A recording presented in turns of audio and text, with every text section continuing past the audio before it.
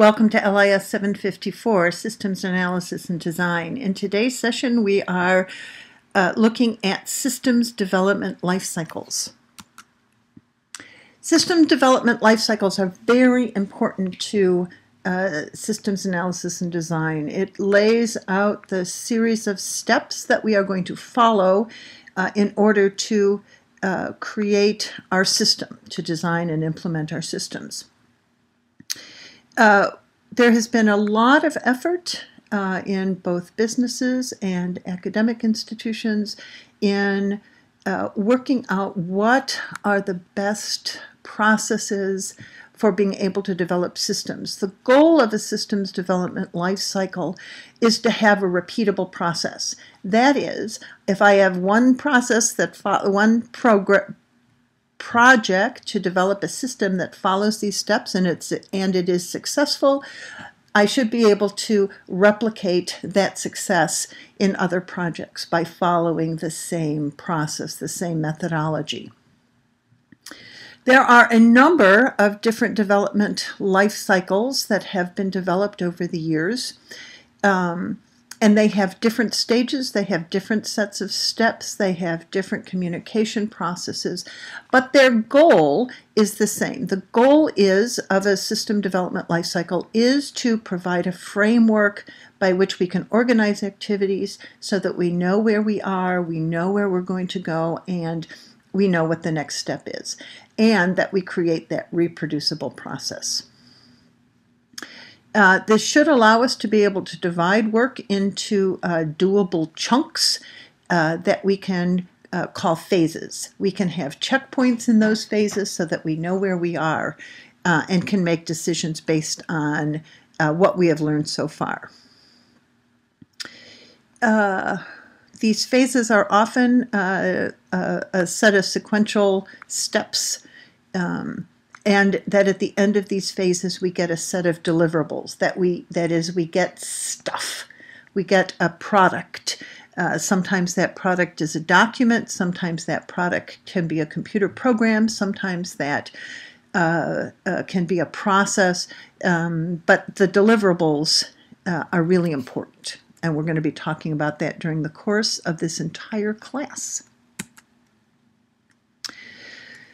Many SDLCs, system development life cycles, can be thought of, the steps can be thought of in two significant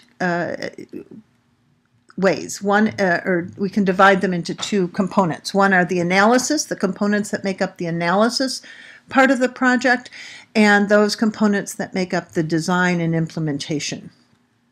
And so when we talk about analysis, we're talking about activities like planning.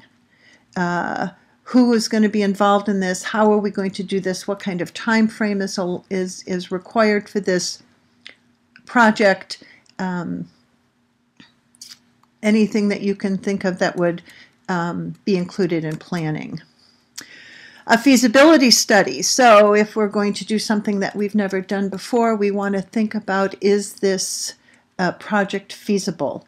I've just been working on a project with the university, and we are doing a feasibility study. Is it possible for the organization to offer new degrees? And if it is, what are the risks that we are going to face in that? So we're looking at risks, we're looking at resources, we're looking at the potential cost of doing something like that, and then deciding if it's something the organization wants to do. And that's what we're talking about in this as well, that feasibility studies are part of the analysis. Because a significant amount of analysis, data gathering, and data analysis needs to be done as part of a feasibility study. Analysis also requires requirements to be collected. That is, we try to figure out what it is exactly that people want to do with the system, and we document that. We do a conceptual design, and that means that we take all the requirements and we do a high-level interpretation of those. We gather them into like components, and come up with a conceptual design, the big picture of how the system should work. So if we think about a bibliographic search engine, we think of the search part, we think about the result set, we think about the individual record design. All of those could be components of a conceptual design. And then we think about a physical design. So I've got this big picture, I've got big boxes that says here's the search function, here's the Boolean operator, parsing like we talked about in class the other day. Here's the result set management. And then we go to the physical design, which says I'm going to need a program here. I'm going to need a database here. I'm going to need a communications protocol between the search engine and the programs. And that's the physical design. And then when we get to design and implementation, we're talking about construction or purchasing of software, which actually can be quite a fair amount of time to build or software. We're talking about training the staff. We're training users how to use this system, what the rules are for using it. We often need to convert data from the old system to the new system. Implementation can often mean the construction or building, but in this case, we're talking about rolling this out. So making this available to people. So actually putting the software on the what's called a production computer infrastructure, finishing up all the last details, the documentation, everything else. And then over time, systems need to be maintained. Systems need enhancements. And so there is an ongoing process for, in the software development lifecycle, of how do we maintain the system, make enhancements, change it, fix problems.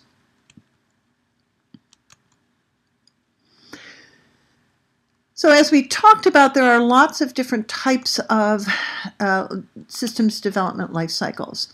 There are two primary approaches. One is predictive. That means we can plan out the entire project in advance. We have enough knowledge and are confident in our processes that we can make the entire plan.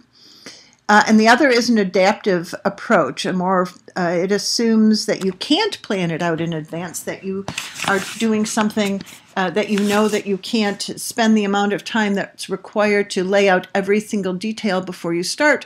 So you assume that there's sort of a cyclical process, that it's you make some decisions, you do some work, you figure out if this works, and then you plan from there.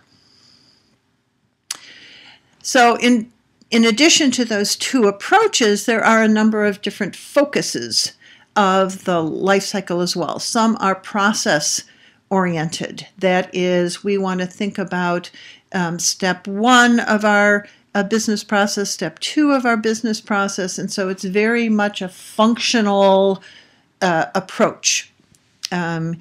That was one of the issues with the healthcare.gov, right? We needed to sign up before we could find out what insurance we wanted, and from there. So that was very process-oriented. Other systems are very data-centric. Bibliographic search engines are very data-centric. You can do many of the processes. There's no set sequence for the set of steps that you have to do. Clearly you have to search, but you can scroll around, you can do all sorts of things. You are not forced to go one by one through the bibliographic records, right? We want to do search, we get all this data, and then we allow people to play with that data. And then there are some systems that are very user-centric. And user-centric software development processes think about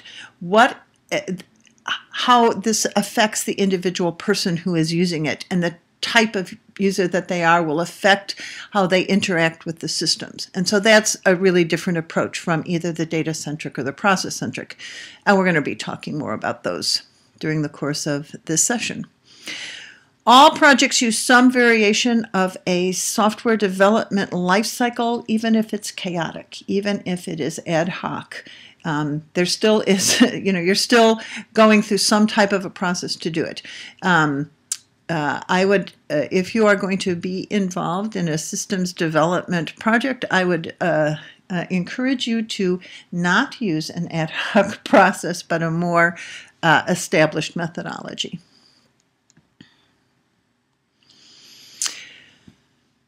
So let's think about those more structured, predictive systems analysis life cycles.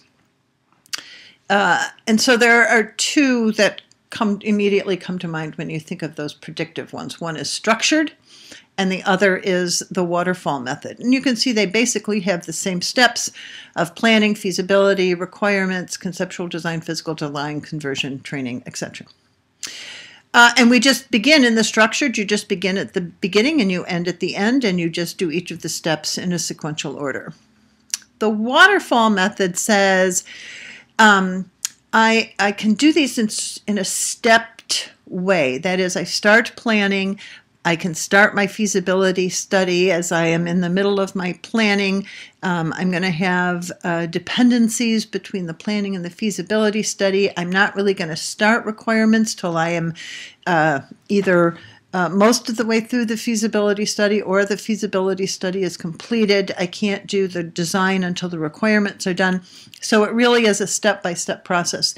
There is not a significant difference between the structured systems analysis and the waterfall or staircase method, except perhaps just how you visualize it, how you think about it. But really they are begin at the beginning and you end at the end, and there's a straight line through that. And very sequential, very, very, very sequential. There are other methodologies that are more iterative, and we can see that in that boxes where we've got planning. We go down to the feasibility study, we go back to planning, until we're satisfied that that is done. And when we're in our feasibility study, we can be looking at requirements. And everything just can go back at any point to another process or to the step above it.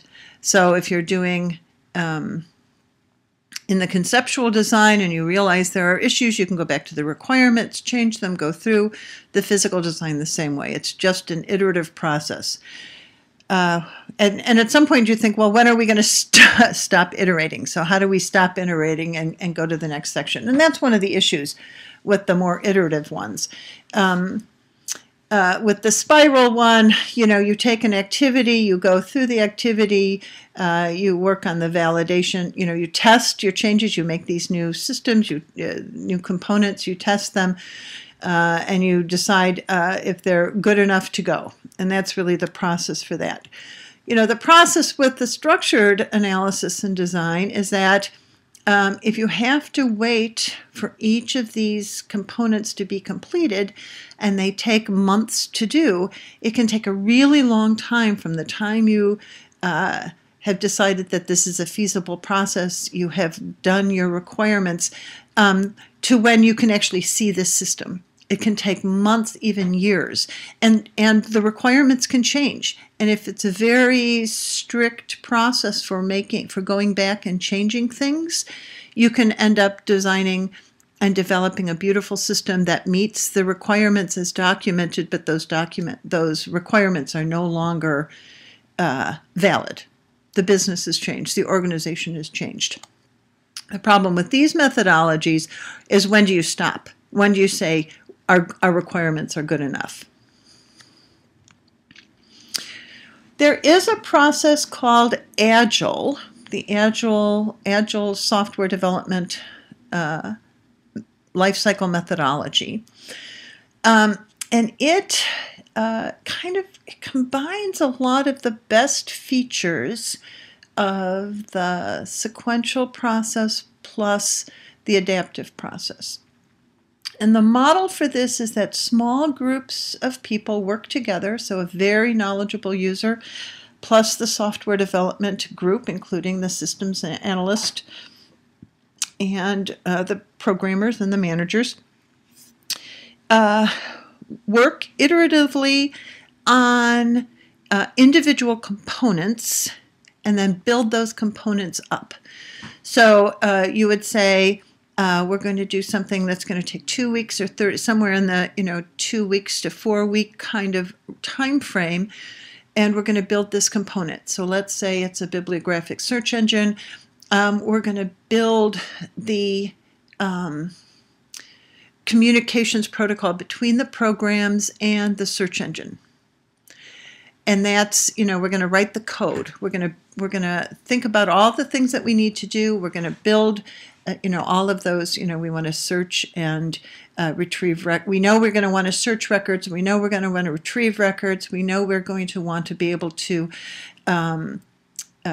perform ORs. Send Boolean translators. We know we're going to want to refine searches. So all of those things, we're going to list all those out with our between the users and the developers. We're going to decide those things, and then we're going to actually write the programs that are going to do that.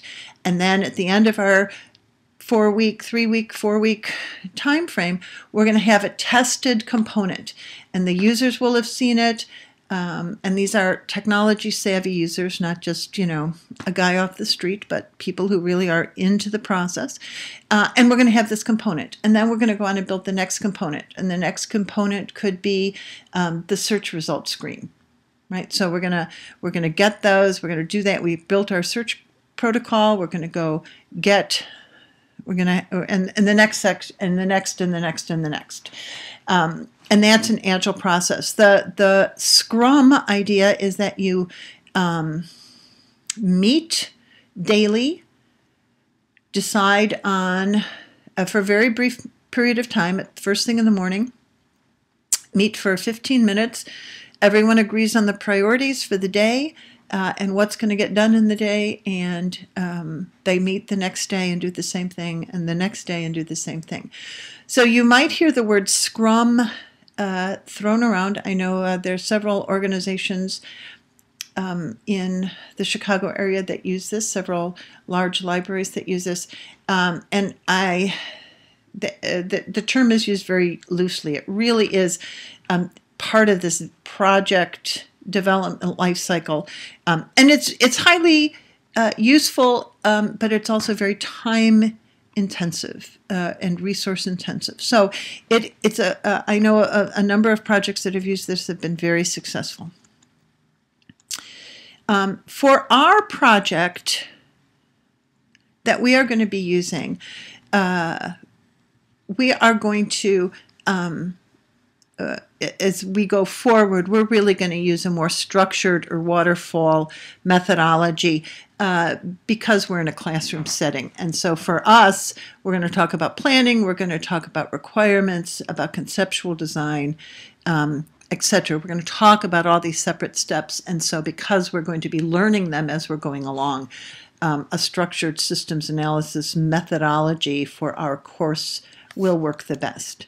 But it would not be, it's a good systems analyst can adapt to new methodologies. All right, so let's talk about the different approaches that we can take as within any one of these methodologies. We can have these other approaches. So the process-oriented approach focuses on the flow, use, and transformation of data.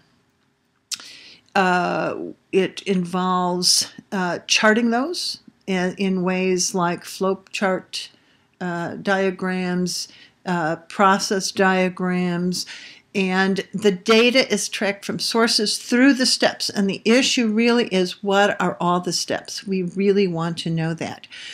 We don't really think very much about the structural nature of the data.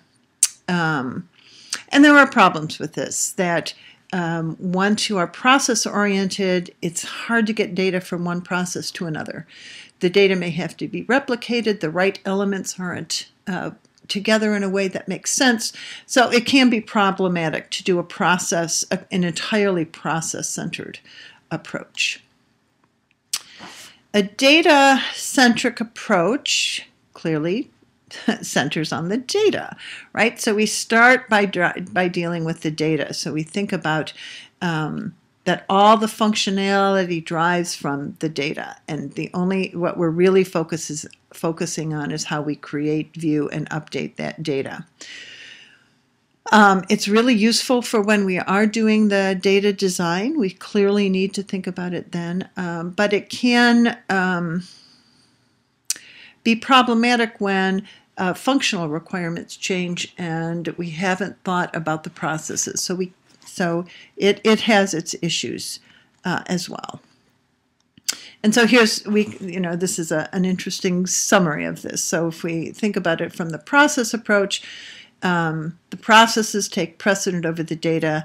We get the processes first, and then the data will just come along when it wants. And the data approach says, forget processes. We're only going to look at the data. The data is the most important thing, and then we'll figure out the process. And you can see why there would be issues with both of those. Although, again, in things like search applications, the data is the most important. And things like banking, process can be, or insurance companies, process can be very important. And so they're generally never just one or the other, right? There has to be a combination of both.